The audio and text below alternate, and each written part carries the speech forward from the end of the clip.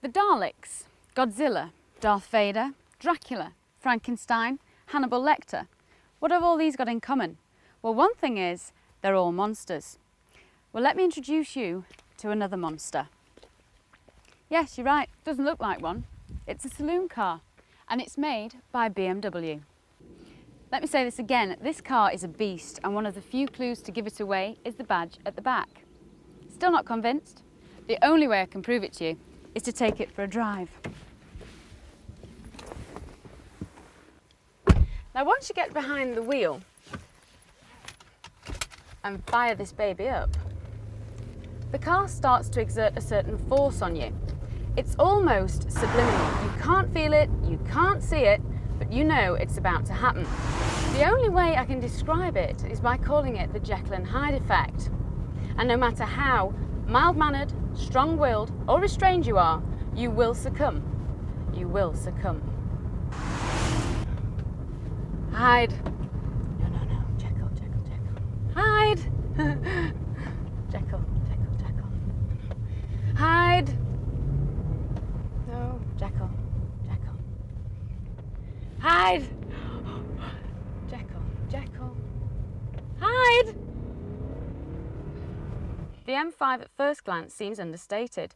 It looks like a normal 5 Series saloon, but looks can be deceptive. There are clues throughout.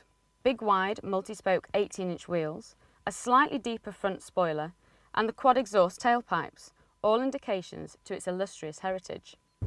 This car belongs on the open road. It needs to be driven. No, it begs to be driven, and driven hard. It's like a wild animal fighting to be released, and all you have to do is put your foot down and hear that engine roar. The performance is staggering. The 5-litre V8 400 brake horsepower engine will catapult you from 0 to 60 in about 5.1 seconds, if you can find a road grippy enough, while the top speed is limited to a mere 155 miles per hour. With all that power and a weight of nearly 2 tons, you need some stopping power. BMW have fitted the biggest brakes on a 5 Series to date, and boy, do they work well.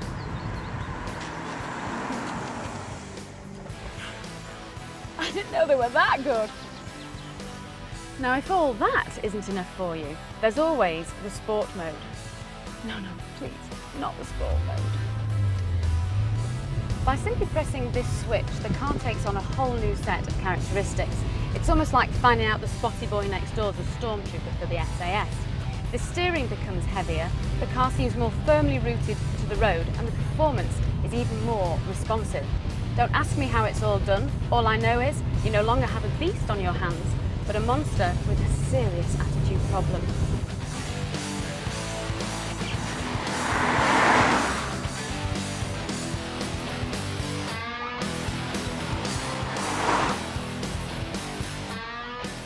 One feature I really like is the way the mirror tilts down when you're reversing.